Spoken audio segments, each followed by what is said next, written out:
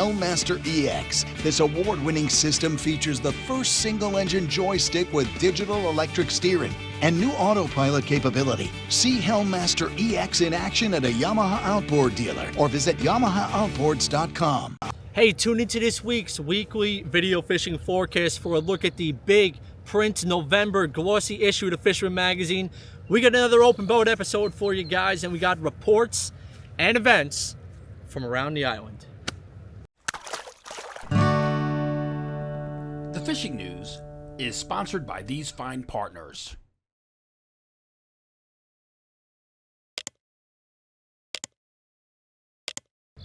Yeah, you heard me right. The big November glossy print issue is out now, and there's a ton of fall run content in there, from striped bass to blackfish and all the rest. There's some really great stuff. Let's recap some of the stuff you can see if you pick one up for yourself.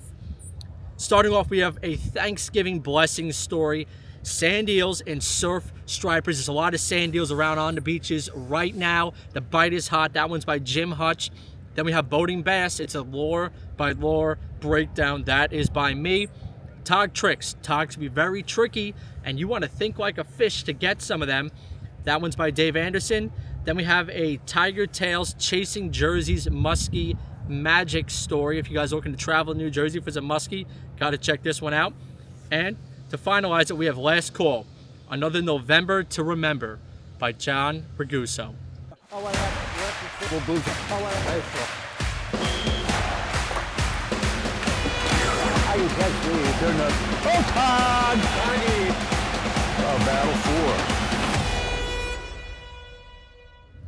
Hey, this week we have another open boat episode for you guys, and it's not really a boat episode, but more of a surf episode. Jenni kicks it off with the first ever open boat Surfcasters Challenge. She has all the details for you guys. Hey everyone, welcome to the surf. On this week's open boat, I am going to be challenging you guys for 3 parts of a challenge. I'm calling it the Open Boat Surfcasters Challenge. Now, what we're gonna do is I'm gonna air these, given like good space in between other open boat episodes to give you guys a shot. But I'm gonna challenge you guys to catch fall run stripers on a specific lure. And the first week, I want you guys to catch stripers on a teaser. So you have your teaser rig here. You can have on the bottom an Ava jig. You can have an SP minnow, whatever the heck you want. And this is a prime video for if it's blowing, we're going. So you know I'm out here in the wind. But I have my teaser tied on, and this is great for when the sand eels are around. We're gonna give it a cast for fun, why not? We're already out here, make it count.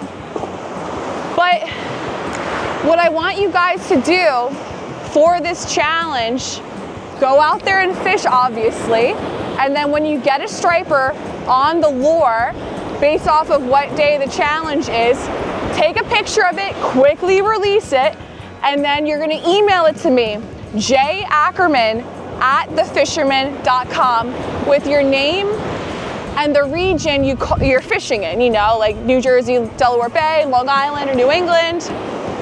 And you're gonna send it to me, and we're gonna go through 2 more episodes of this challenge.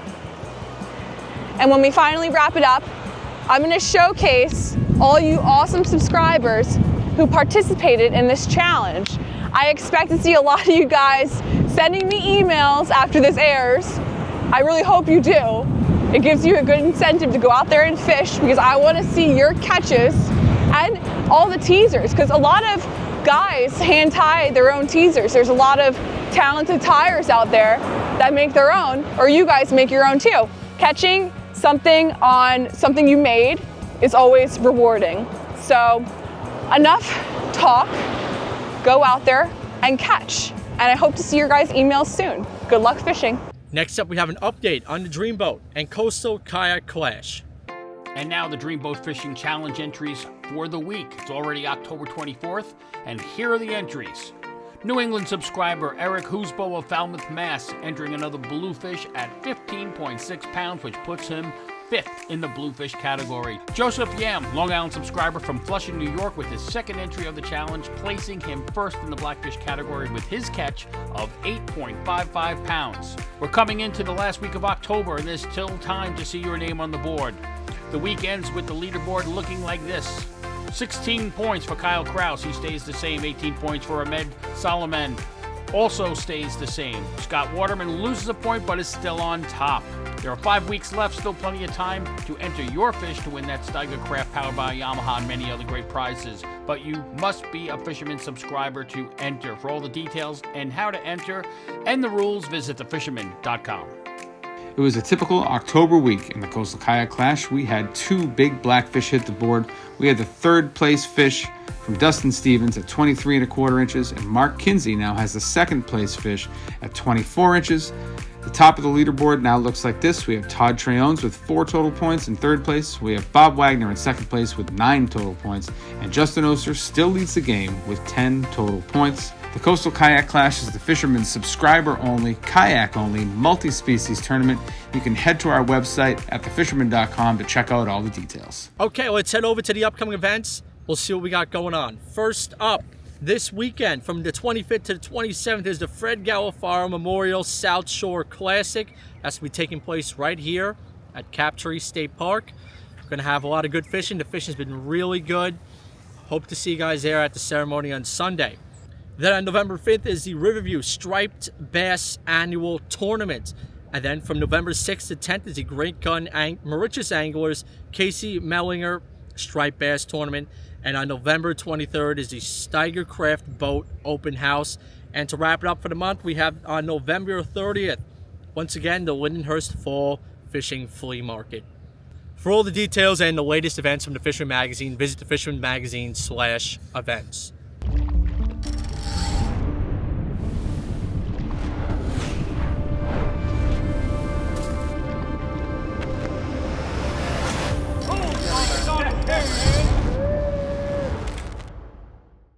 All right, we're going to head over to the map. I'll let you guys know what I've been hearing. Fishing has been hot, so let's check it out. First up, we have 8-year-old Lila Page. She caught her first striped bass from the beach. That's a real special one. It was a keeper of 30 inches. Again, it was along a South Shore beach on Long Island, and it was right at first light. Those sanders come up at first light. Getting on the beach right away, quick, when the sun's coming up is the key to that. Then blackfishing in the morning across in Connecticut, and finishing the day in the middle grounds. Gregory Connors, he's 13 years old. He got this nice 10-pound bluefish that was shown right here, and he is from the Mount Sinai area. Nice job, Gregory. Dave Marcus, he checks in again with another South Shore surf bass from the central area of the island during an evening bite as well. Mike Dean, he sent in a picture. You guys saw his picture on the cover of the Fisherman Magazine for the November issue. But this one is of his son. He caught this on the East End Surf, and he said he's so psyched. His son is just getting into it. The fishing is hot out there. Definitely take a look if you guys are on the East End of the island. Vincenzo, he's from Island Park. He checks in with this 24-inch, 7-pound tog caught from his boat ramp at his marina. Impressive fish from the boat ramp. Really nice, Vincenzo. Owen Carr checks in again this week with the Western South Shore Sand Eel Pod Striper from the boat. Will Capola and Frankie G fish in the Western Sound near Greenwich for a handful of tog and a 6-pounder that's pictured. 4-year-old Presley, he loves watching the weekly video fishing report, and he got in on his first stripers ever. This was caught Friday afternoon out in the Smith Point stretch on a diamond bit jig. The bite was the best I've ever seen, with all slot size and above, and the fish were full of sand eels. That's what his dad told me. Then moving on to Jones Inlet, we got a striper from John Sipple. Nice fish, John. Then we're going to head over to the Captain Gillen out of Captree. Is a caught and released striper by Harold Verity. Nice job, Harold. And to round it out for the week, Captain Keith of the Fin Chaser out in Montauk sent me this picture of James Hogan with a 4.5-pounder caught near Block Island. Real quality sea bass. And I got out myself, guys. I fished the Robert Moses stretch early on Wednesday morning. Had a couple fish. Early morning diving jig bite, like I said, first light, those fish were chewing. The beach was lined up. I saw a bunch of rods bent. Again, early morning, as soon as that sun came over is when those fish were chewing.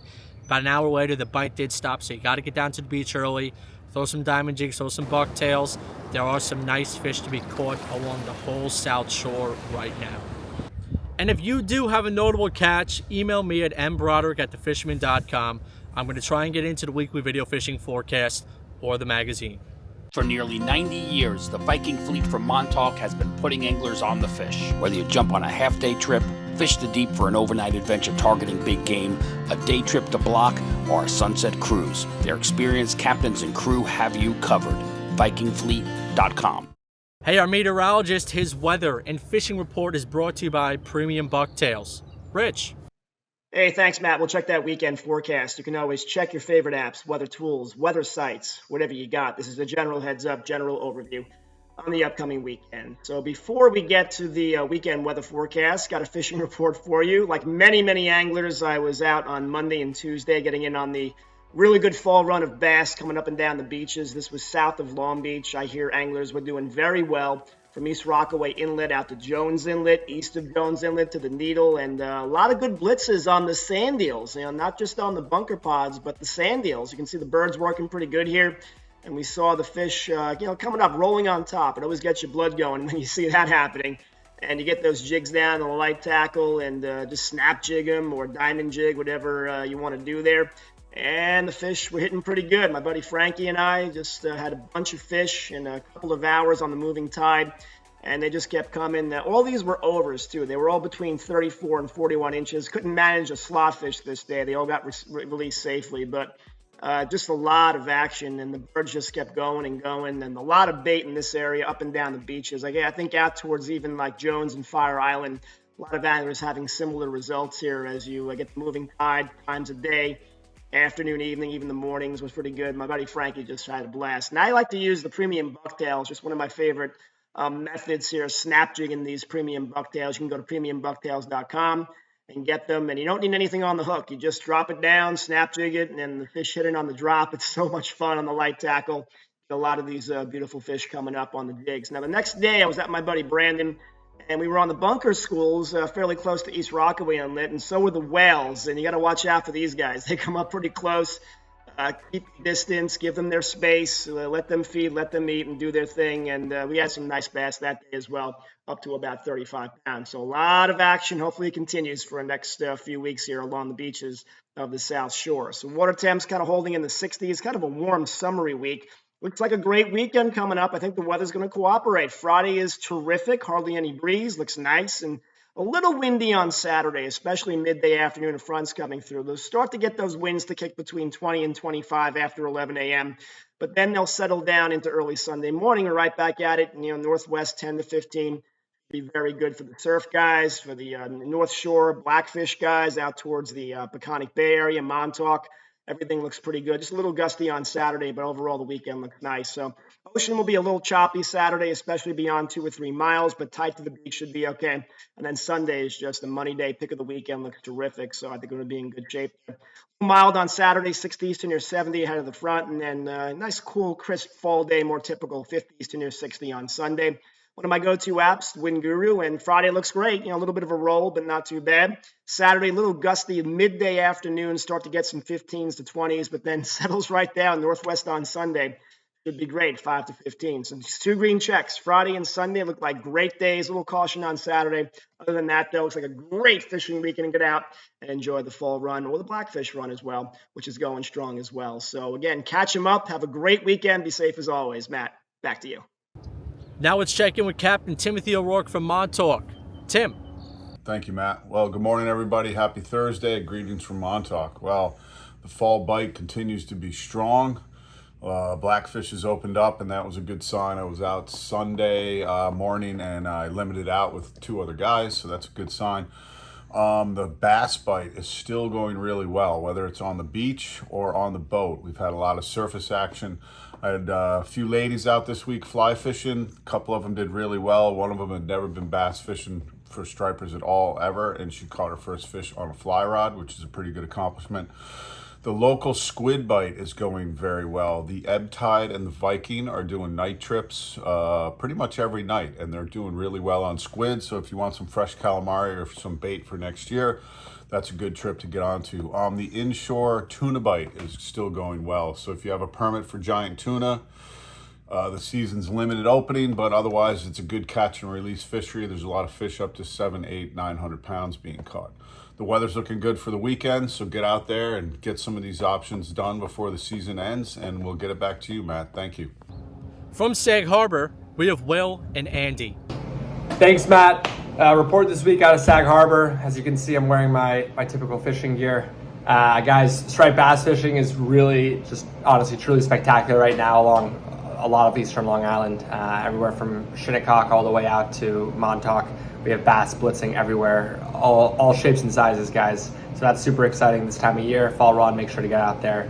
Another thing that's super cool is there are literally giant bluefin swimming within basically spitting distance of kind of the area south of Montauk and south of Shinnecock, guys. So those are obviously super exciting for those that can get out there. Thanks, Will and Matt. So report this week also out of Sag Harbor, guys. Black sea bass fishing still going strong, especially up further to the east. We're getting some bigger fish, whether that be on bait or even on diamond jigs, things of that nature. The black fishing has also been very solid, guys. Really all around, anywhere shallow and rocky has been very, very strong. So we're hoping that continues. One of our favorite eats, so be sure to get out there and catch them up. Back to you guys. Hey, how about that cover shot, Mike? From Shinnecock, we do check in with Mike Dean. Thanks, Matt. Hey, everyone. Spectacular fishing going on in between Shinnecock and Moriches off the beaches and just outside of some of the inlets. We had that sand eel bite that started early October, and with the churned up surf last week into the weekend, it was just really amazing. And just that it was on the simplest of plugs, an 827 with the red tube is what I pretty much got all my fish on. Buddy Griffin got a nice one off the beach. As you can see here, Sunday night, even though the surf died down, there were still some fish around. I had gotten a few, but really the most rewarding catch that I was a part of was my son getting his own real size striper. I'm not sure what the measurement was. Seemed to be about, definitely over slot and maybe about like high teens, but just what a thrill to watch him, make the cast, connect, fight the fish, and just really good stuff going on. Awesome fall run. As the surf kind of flattened out, those fish seem to have moved out past the inlets. I know a number of people were out and very frustrated in the last couple of days because the fish seem to be on very small bait like rain bait. Buddy of mine was out yesterday and he was able to have a couple of really nice hours of fishing after the prior day being frustrated. Took out the fly rod, epoxy jigs, very small paddle tails, like albie snacks, that kind of stuff, and had a real couple of really nice fish, like over 15 fish to just over 20 pounds. So still going on. We're supposed to get a swell tonight, which could get that sand eel bite going again. If it doesn't, there's another wave of fish that's out of Montauk heading our way. So it's happening. It's happening. Get out there and fish. You just got to put in the time and be there, and most likely you're going to get into one. Other than that, not really a whole lot going on. There has been some good blackfish off the rocks. I haven't heard of too many people getting out. That was mostly because of that heave that we had pretty much over the weekend and those big waves. Few people did get out for tuna with so much bait around between the sand eels, the rain bait, the bunker. Have been a number of tuna around, some big bluefin kind of closer in. Haven't heard of anyone catching them. Did hear of one catch that I believe was a little bit southeast of Shinnecock. So anyway, the glossy edition is out of the Fisherman. You can get it online or it's in your mailbox. A couple of really great articles. Matt talks about lures to use from the boat when doing run and gun for stripers. Real favorite thing of mine to do on my buddy's boat. Throwing small paddle tails and bucktails and swim shads, and just a lot of fun. And Matt kind of goes through all that. Jim Hutchinson Jr. has a nice piece on sand eels, and it's been the fall run of sand eels so far. So we'll see how that goes. And some people are saying this is one of the most amazing covers ever in the history of the Fisherman. And obviously you can see why. So real honor for this. Appreciate it. Both Matt and the Fisher magazine to put me on the cover. Really cool. That was the first fish that I got this fall on a diamond jig. So been pretty crazy since then. So, all right, it's on. Get out there and fish. We'll talk to you next week. Back to you, Matt. Oh man, did I get my butt kicked today. We were out on our buddy's headboat, and Phil and I had a wonderful day in shorts and t-shirt, just chasing blackfish, and it's always wonderful to get on our local party boat here and hang out with other customers and have laughs. And I lost those 2 big fish on the wreck. Man, that's a lesson to me.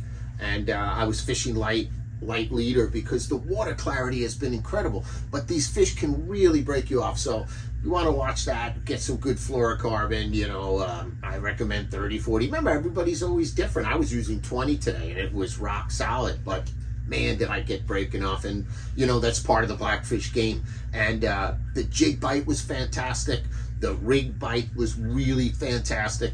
We saw porgies, a lot of sea bass, and there's so many customers have been bringing in fish to weigh in to have them filleted, and it's just a really family-orientated atmosphere here at the shop, and everybody's really happy. I mean, you've got bass are running on the jig bite. We came off that super moon. It created these tremendous tides. It was really interesting to see the blackfish bite switch up. On the super moon, those fish were biting so hard in the middle of the hard running current, which usually doesn't happen with blackfish around here. The bigger ones turn on at the slack. Complete opposite. And that's the wonder of fishing. We're always learning something new. It keeps our minds healthy and fresh. And that's why it's so good to get out, because it's good for your whole physical being. Go out, hang out with some friends, meet new people, have fun, smile. Don't take things too heavy-heartedly when, fishing, because fishing folks love to heckle each other. So you gotta be good spirits, I'll have to say. And those funny things that I said about watching fights and yelling and everything, man, no shortage of that on the water, let me tell you. But the super moon was fantastic. The bite was great. You're looking at scup, you're looking at sea bass, we're looking at striped bass. You've got a mix of bonita. We think that the jig bite in terms of jigging bluefish and bass might wane a little bit in between the moons, but we're coming into the new moon again, and the cold weather temperature is going to really turn the fish back on again, because this was a strange week. This was so hot and warm and beautiful, but sometimes these temps can affect different species of fish differently. And so we always see some fish run better when it's warmer temps, others run better or bite harder on the colder water. I think they all run the same on the lunar phases. You always get great fishing on lunar phases, but there's always something to learn. That's the most important part. So you have to approach fishing with very open-minded philosophy, and that is great because it helps you be a little more open-minded when you're dealing with different things that come your way in your life. And that's a great way, again, for great mental health. And that's the best part about life and fishing. Who knew it was so healthy for you, right? As always, I bid you peace and tight lines.